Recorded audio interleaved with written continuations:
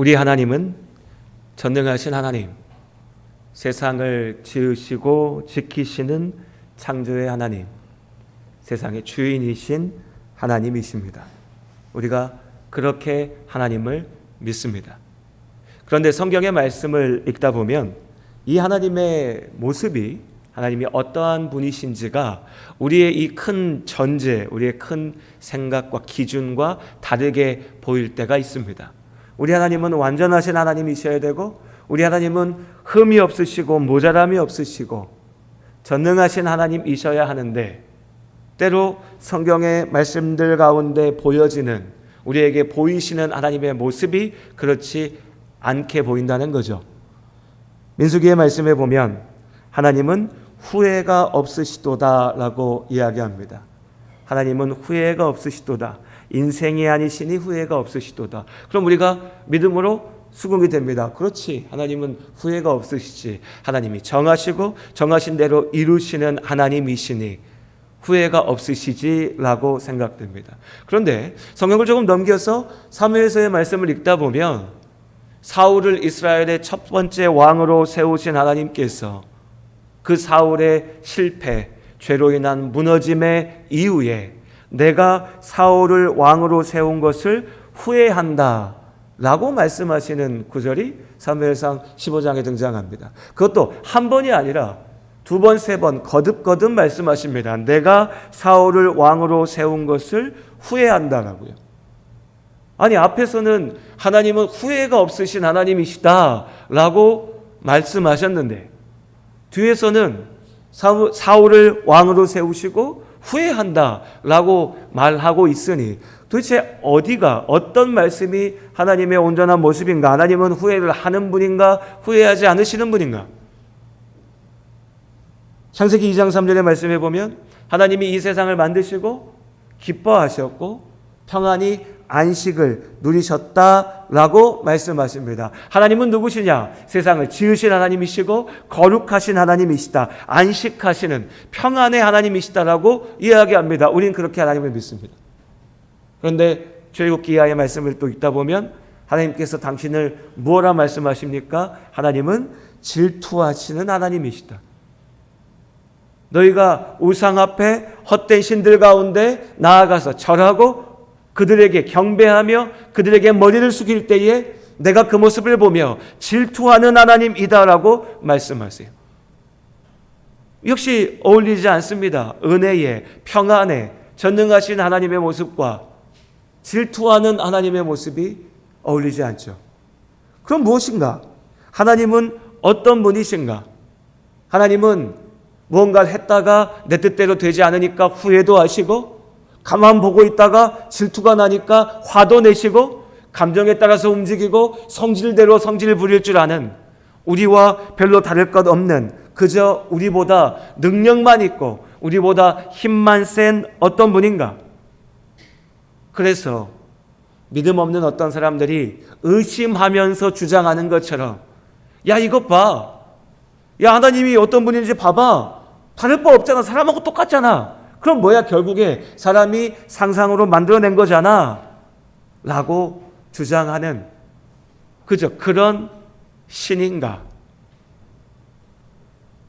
그렇지 않습니다.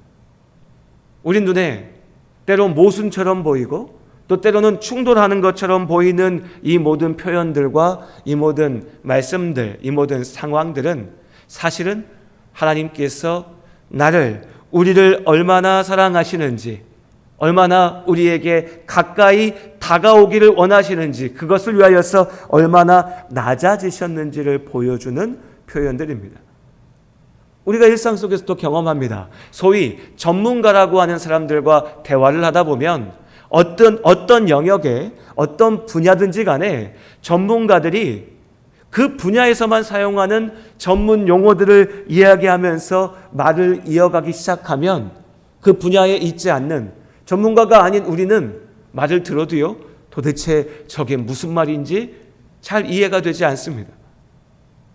법적인 용어들을 한번 보십시오. 뉴스에 나와서 뭐 기각이 됐다, 뭐 인용이 됐다 막 얘기하는데 좀 생각을 해봐야 돼요. 그냥 머리에 바로 들어오지 않습니다.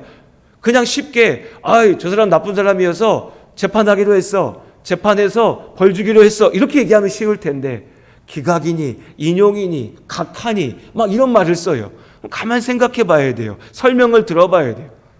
좀 불친절하죠. 내가 문제인가? 아닙니다. 그 사람들이 어려운 말 가지고 쓰는 것이 문제인 겁니다.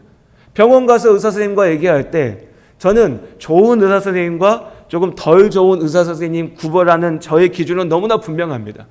설명을 해줄 때 내가 알아들을 수 있게 설명해 주는 선생님, 참 좋은 선생님.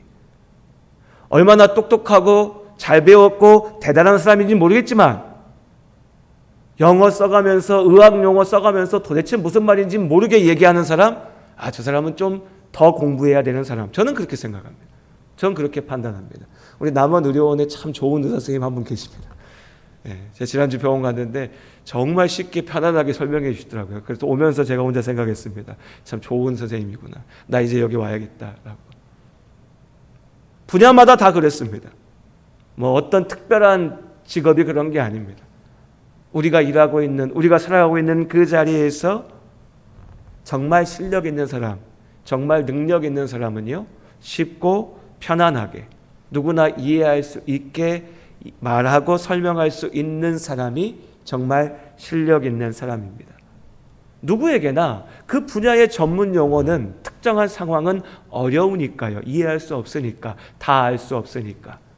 자, 사람의 일도 이런데 하물며 하나님을, 세상을 지으시고 지키시는 하나님, 우리가 말로 하니까 마치 우리도 세상 짓는다는 게 무엇인지 아는 것 같고 말로 하니까 세상을 지켜가는 것이 무엇인지 알 것 같지만 사실 우리의 실제 모습은 어떻습니까? 내 인생 하나도 제대로 끌고 가는 것이 버겁고 어렵습니다. 3명, 4명, 5명 모여있는 우리 집안, 우리 가정을 제대로 지켜가는 것도 사실 힘듭니다. 그런데 세상을 지으시고 세상을 지키시는 하나님, 말은 하지만 우리는 알 수가 없습니다. 전능하신 하나님이요, 애당초 그 전능함이라는 것이 무엇인지도 우리는 알지 못합니다. 말만 하는 거예요. 알지 못하고 이해하지 못합니다. 하나님께서 욥에게 그래서 말씀하셨습니다. 네가 원망하고 불평하고 따지면서 하나님하고 한번 내가 단판을 접어야겠다라고 얘기는 하는데 욥기에 하나님께서 말씀하시죠. 네가 세상의 시작을 아느냐? 네가 세상 가운데 내가 지어놓은 것들을 아느냐? 세상이 움직여가는 그 모든 질서를 아느냐? 하나님의 역사하시는 그 모든 자리들을 네가 이해하고 알고 있느냐? 우리에게도 똑같이 물으십니다. 우리 답은 무엇입니까? 우리는 모르죠. 우리는 모릅니다. 우리는 알지 못합니다. 그러니 하나님께서 우리에게 야, 넌 모르잖아. 모르면 입 다물고 있어 라고 말씀하셔도 우리가 할 수 있는 게 없습니다. 토기장이가 흙을 가지고서 그릇을 만들 때에 그 흙이 만드는 이에게 나를 이렇게 만들어야 돼, 저렇게 만들어야 돼, 이게 멋진 거야 라고 따지고 주장할 수 없는 것처럼 우리에게는 그럴 능력도 그럴 자격도 없으니까요. 그런데 하나님께서 우리에게 오셔서 귀 기울이시는 겁니다. 세상의 주인이신 하나님께서 나에게 오셔서 우리를 위해서 우리가 이해할 수 있도록 그렇게 말씀하십니다. 나의 자리에서, 나의 수준에 따라서. 성경의 이 여러 가지의 표현들은 그래서 하나님께서 내가 보니까 성경 말씀 읽어보니까 하나님 이런 분이네. 여기서 이 말과 저 말이 다르네. 이 하나님 내가 보니까 뭔가 부족해 보이네. 판단할 수 있는 하나님이 아니라 그 하나님이 우리가 심지어 판단할 수 있는 것처럼 느껴질 만큼 낮아지신 모습으로 우리가 이해할 수 있는 대로, 우리가 주장할 수 있는 대로 그런 모습으로 우리에게 스스로를 보이고 계신다는 겁니다. 그리고 그 하나님의 낮아지심의 절정이 오늘 빌립보서의 말씀을 통해서 우리 앞에 다시 한번 확인되어지고 있습니다. 바로 예수 그리스도의 오심입니다. 우리 빌립보서 2장 5절부터 11절까지의 말씀을 다시 한번 같이 함께 읽겠습니다. 5절부터 11절까지 저 여러분이 한 절씩 읽도록 하겠습니다. 너희 안에 이 마음을 품으라. 곧 그리스도 예수의 마음이니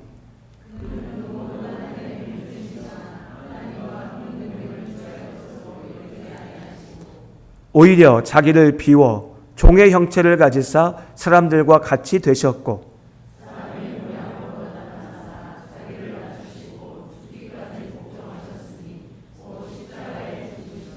이러므로 하나님이 그를 지극히 높여 모든 이름 위에 뛰어난 이름을 주사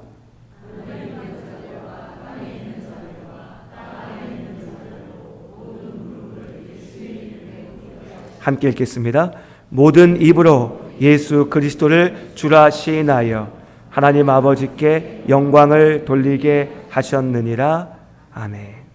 빌립보서 2장 5절부터 11절까지 말씀은 우리 성도님들께서도 이미 여러 차례 읽어보셨고 설교의 말씀으로 들으셨고 그러나 오늘 또한 다시 읽고 다시 듣고 마음에 새겨야 되는 그만큼이나 귀하고 중요한 그리고 너무나 아름다운 고백입니다.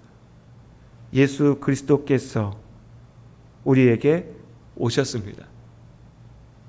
하나님이신 예수께서 이 땅 가운데 오셔서 우리와 같이 되셨습니다. 그것만으로도 이미 낮아지셨습니다. 그렇게 낮아지신 예수께서 우리 가운데도 우리끼리도 야 나는 괜찮은 사람이야. 나는 착한 사람이야. 나는 별로 흠이 없는 사람이야. 저 인간은 악한 사람이야. 죄인이야. 저주받아야 될 자야. 그러니 우리가 죽여야 될 자야. 라고 나누고 평가하고 판단하는데 우리의 자리로 오셔서 낮아지신 예수께서 죄 없으시지만 죄인이 되어 그 죄를 지고 그 모든 자들에게 욕을 먹고 매를 맞고 살이 찢기고 피를 흘려 그 죄의 값으로 죽기까지 십자가에 달려 저주받은 자의 자리에서 죽기까지 그렇게 낮아지셨습니다. 그러니 그 예수 그리스도의 낮아지심 가운데 하나님께서 그를 지극히 높여 모든 이름 위에 뛰어난 이름이요 모든 자들의 주인으로 왕의 왕으로 세상의 주로 하나님의 구원의 축복의 은혜로 우리 가운데 있게 하셨습니다. 이것이 예수께서 우리에게 오신 의미이고 예수께서 낮아지신 모습입니다. 우린 이 사실을 너무나 잘 알고 있습니다. 그러니 굳이 길게 설명할 이유는 없을 겁니다. 예수께서 그렇게 낮아지셨습니다. 그리고 우리는 이 빌립보서 2장 5절 이하의 말씀에 그래 이렇게 낮아지셨어. 이것이 예수 그리스도의 겸손이야. 낮아지심이야 라고 제목을 붙입니다. 예수께서 참 겸손하셨다. 그러니 우리도 겸손하자. 그런데 이 예수님의 낮아지심이 그 겸손이라고 하는 표현 가지고 다 표현될 수 있을까요? 다 드러날 수 있을까요? 한 가지만 우리가 생각해 봤으면 좋겠습니다. 우리의 겸손과 예수님의 겸손, 예수님의 낮아지심의 본질적인 차이가 있습니다. 우린 왜 겸손하려 합니까? 우리 성도님들 다 겸손하시죠? 예, 어디 가서 교만하지 않으시길 바랍니다. 겸손하실 거라 생각합니다. 우리 왜 겸손합니까? 우리 왜 겸손합니까? 그렇게 배워서 겸손합니다. 겸손해야지 사람이 교만하면 안 된다. 너무 자랑하고 다니면 안 된다. 근데 그 모든 말의 밑바닥에 뭐가 있습니까? 겸손하지 않으면 내가 손해봅니다. 내가 손해봅니다. 겸손하지 않으면. 욕먹어요. 우리 한국 사회에서 더 그렇지 않습니까? 누가 잘났어요. 진짜 잘났어요. 모든 사람이 봐도 잘났어요. 그런데 그 잘난 사람이 잘난 척하면 꼴 보기 싫습니다. 우린 욕합니다. 대놓고 욕은 안 해도 마음속에 딱 생각하고 있습니다. 언젠가 기회만 되면 내가 저 인간 가만두지 않을 거예요. 너 뭐 하나만 걸려봐라. 내가 너 끌어내릴 거야. 우리 솔직한 마음이지 않습니까? 그리고 우리가 그걸 알고 있습니다. 우리 서로가 그걸 알고 있어요. 그래서 우리는 겸손합니다. 왜요? 내가 살려고. 내가 괜찮으려고. 내가 욕 안 먹으려고. 내가 멋진 모습으로 보여주기 위해서. 내가 사람들에게 마음을 얻기 위해서. 내가 좋은 사람이 되고 싶어서. 그래서 우리 겸손합니다. 우리 솔직히 그렇지 않습니까? 마음만 같으면 막 자랑거리 다 들고 와가지고 오만 데 가서 다 자랑하고 싶은데 우리 알죠. 내가 그랬다가는 돌아오는 거는 손가락질이고 욕이고 나만 이상한 인간 되는 거야. 그러니 겸손해야 돼. 그것이 우리의 겸손입니다. 예수님의 낮아지심은 어떻습니까? 예수님의 겸손은 예수님이 낮아지신다고 해서 주님께 생길 것은 아무것도 없습니다. 누가 하나님을 바라보면서 하나님 잘난 척 하시네. 하나님 뭐 대단하다고 그러네. 내가 기회 모으면 하나님 끌어내려야지 이럴 수 있습니까? 불가능한 일입니다. 그럴 수가 없죠. 예수님의 겸손은 낮아지심은 우리가 생각하는 겸손과 낮아지심과 본질적으로 다른 겁니다. 그래서 오늘 말씀을 보면서 그래 오늘 목사님 얘기했으니까 나도 좀 겸손하게 살아봐야지, 자랑할 거 있어도 조금 덜 해야지, 조금 더 멋진 모습으로 보여야지 라고 생각하신다면 오늘 말씀 그것이 아닙니다. 그럼 예수님은 왜 낮아지셨는가? 그 이유는 한 가지뿐입니다.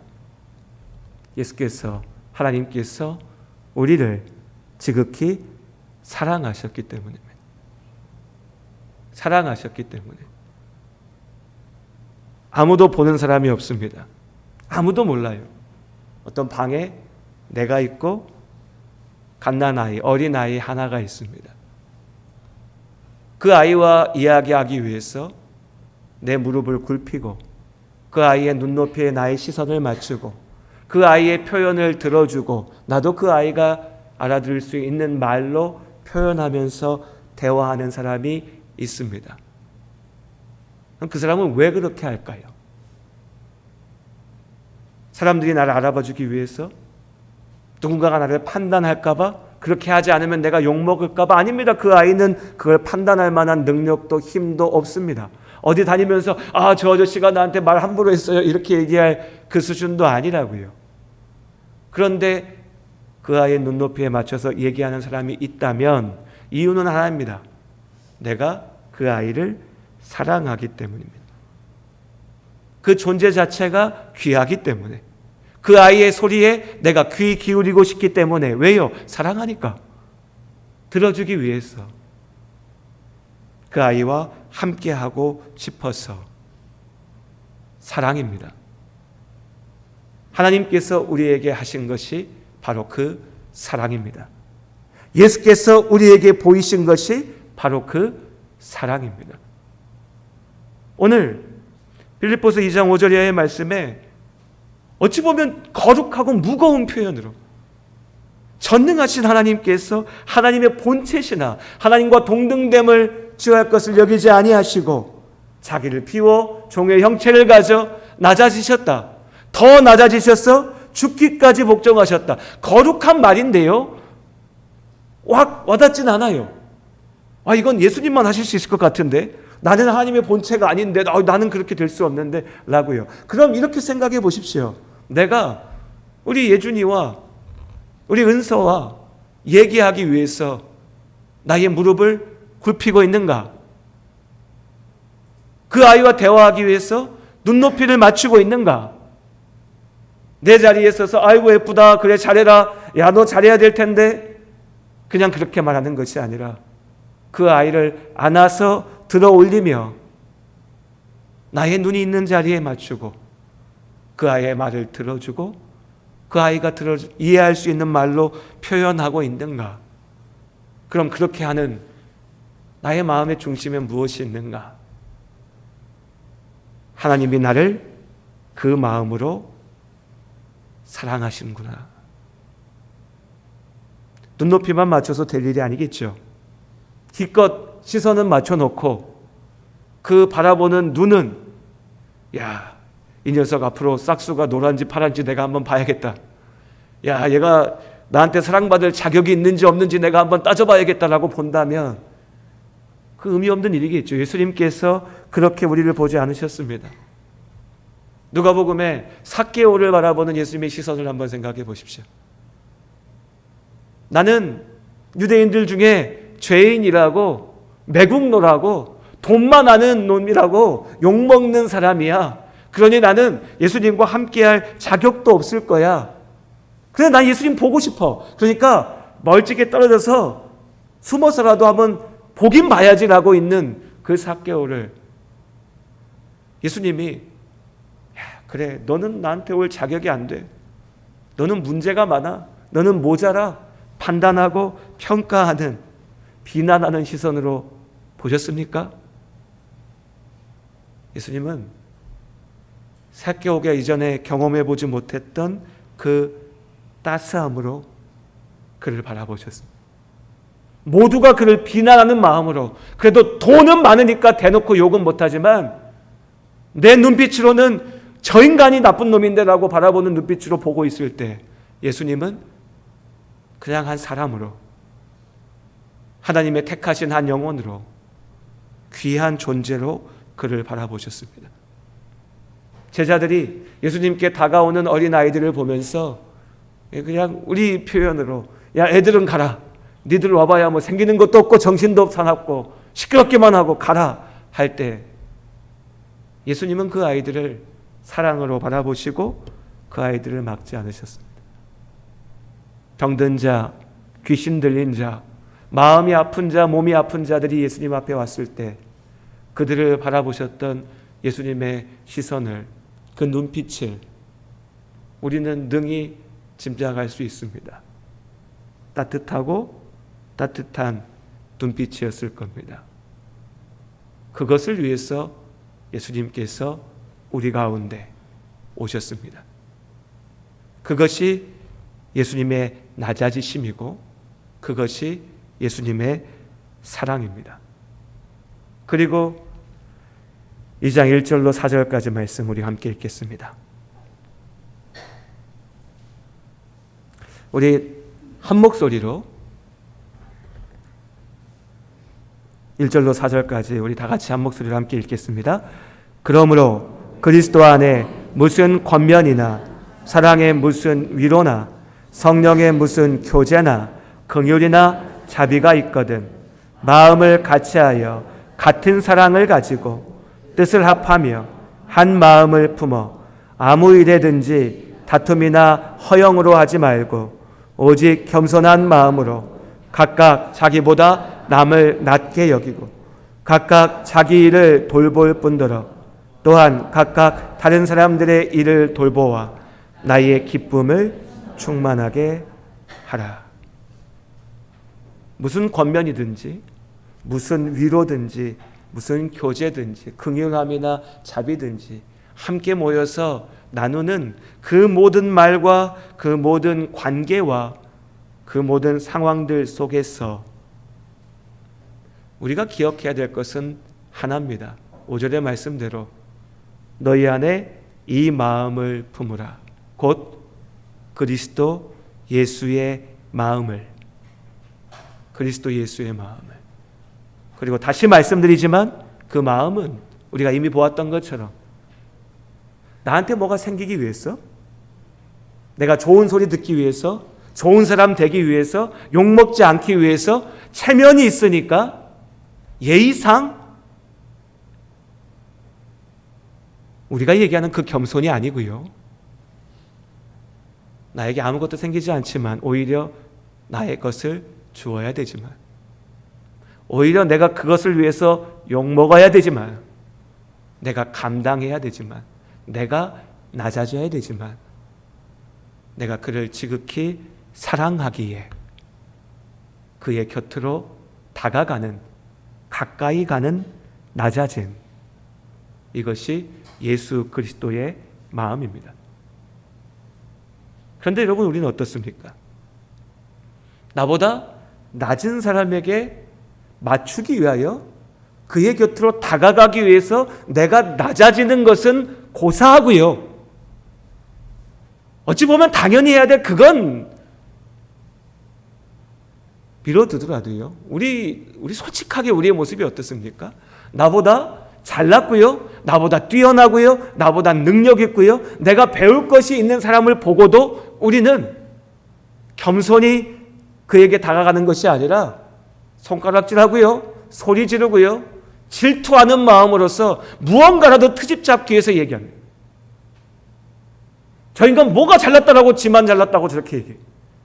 아유 뭐 자기만 대단한 것처럼, 자기만 의로운 것처럼, 자기만 거룩한 것처럼 왜 저래? 어떻게든 끌어내려서 내 자리에 놓고, 아니 더 끌어내려서 내 발밑에 두고 밟아야 내가 높아지는 것처럼, 그 악한 마음이, 그 못된 마음이 예수를 믿는다라고 하는 우리 안에도 남아있다면, 여러분 이것은 너무나 부끄러운 모습이고요. 우리를 사랑하시는 주님께서 보실 때 너무나 슬픈 모습입니다. 우리 안에 예수의 마음을 품으라 하셨습니다. 내가 배울 것이 있는 사람이라면 할렐루야죠. 이거보다 쉬운 일이 어디 있습니까? 가서 배우면 됩니다. 나보다 거룩하고 나보다 의롭고 나보다 성숙해 보이는 모습이 있는 사람이라면 얼마나 기쁩니까? 어려울 거 하나도 없죠. 그에게 가면 됩니다. 나보다 나은 사람인데요. 더 나아가서 나보다 못하고요. 나보다 부족하고요. 나보다 문제가 있고요. 내 눈에도 보이는 연약함이 있는 사람이라도 오늘 주님께서 우리에게 말씀하십니다. 예수의 마음을 품으라. 네가 그 사람과 하고 싶은 게 뭐냐? 판단하는 거냐? 따지는 거냐? 그래서 욕하는 거냐? 그래서 미워하는 거냐? 그래서 끊어낼 거냐? 아니면 그에게 가서 내가 너에게 준 그 사랑을 전하고, 내가 붙잡아준 대로 그를 붙잡고, 내가 너를 살린 대로 그를 살릴 거냐? 여러분, 우리가 착각하면 안 됩니다. 하나님께서는 세상 사람들 다 놓고 판단해 보셔서, 야, 너희는 그래도 거룩하고 의롭고 쓸만하니까 내가 너희 구원할 거다. 저 인간들은 못났고 악하고 더러우니까 내가 심판할 거다. 이렇게 말씀하지 않으셨습니다. 죄인된 우리를 하나님께서 사랑으로 구원하신 줄로 믿습니다. 내가 대단해서 구원받은 거 아니라고요. 내가 자격이 있어서 하나님께서 나와 함께 하신 것이 아니라고요. 그런데 왜 그런 내가 나는 받은 은혜를 다 잊어버리고 나는 온갖 데 다니면서 판단하고 평가하면서 그들과 내가 다른 것처럼 착각합니까? 너희 안에 이 마음을 품으라. 곧 그리스도 예수의 마음이라. 오늘 설교의 말씀은 너무나 쉽습니다. 너무나 간단합니다. 예수 그리스도의 이 마음을, 이 사랑을 깊게 품으시기를 바랍니다. 우리 옆에 계신 분들 보면서 그냥 보면 쑥스러우니까 사랑합니다 이렇게 한번 얘기하면서 인사할까요? 앞뒤 옆에 계신 분들 사랑합니다. 사랑합니다. 입은 사랑하는데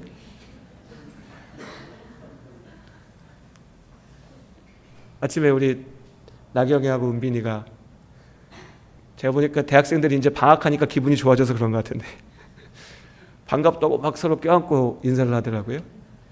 그래서 제가 그랬어요. 은빈이는 지금 사회생활을 하고 있는 거다. 학교 선배라서 뭐라고 말은 못하고 교회 안에 우리가 함께 있습니다. 우리가 함께하는 모습을 하나님께서 원하십니다. 우리는 압니다. 하나님께서 정말 우리에게 보고자 하는 모습이 무엇인지 알지만 행하는 것이 쉽지는 않습니다. 쉽지는 않습니다. 그리스도의 마음을 품는 것까지는 또 어떻게 한번 해보겠어요? 기도하면서 그래요 하나님 나도 사랑해 보겠습니다. 여기까지는요. 근데 그 말씀이 아니잖아요. 생각만 하고 말라는 게 아닙니다. 예수께서는 내가 너희를 사랑한다 말만 하고 끝나신 게 아니었습니다. 예수 그리스도의 마음은 우리를 향하여 낮아지시고 또 낮아지심이었습니다. 그렇게 하려고 하면 속상합니다. 힘듭니다. 괴롭습니다. 우리 모두가 다 그걸 압니다. 그래서 포기합니다. 적당히 타협합니다. 겸손한 척하는 것으로 넘어가려고 합니다. 하지만 하나님께서 우리에게 그렇게 말씀하지 않으셨습니다. 질책할 수 있습니다. 잘못된 것을 권면할 수 있습니다. 하라고 하셨습니다.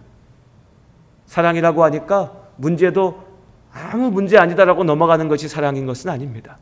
하지만 그 모든 말에, 그 모든 권면에, 그 모든 교제에, 그 모든 위로의 중심에 예수 그리스도의 사랑이 있기를 원합니다.